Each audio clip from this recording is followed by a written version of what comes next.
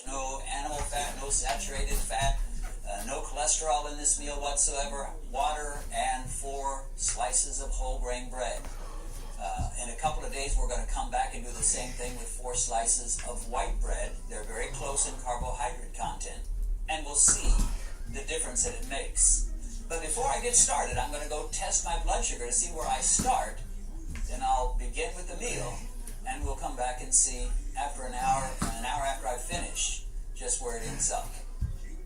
Okay, so I've just tested my blood sugar, and it is at 103 right now, which is pretty much normal for me. And this bread that I'll be eating is Oro Wheat, whole grain, 100% whole wheat. Sounds healthy, looks healthy, but for diabetics and pre-diabetics, not quite so much. So I'm going to get started with some of this marvelous toast. But by the time I get done, I will have eaten 4 pieces, which represents around 60 grams of carbohydrate. And we'll find out just what it does to my blood sugar.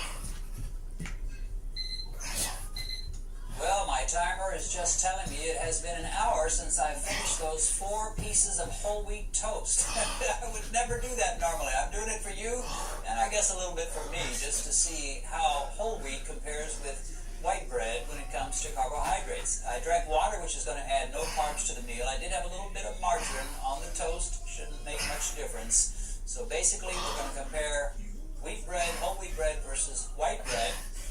And this particular bread has about 15 grams of net carbs per slice. So 4 times 15 is 60.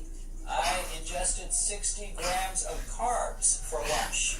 That's a lot by my standards. That's quite a lot. But many people eat meals with a lot more carbs than that. And so I guess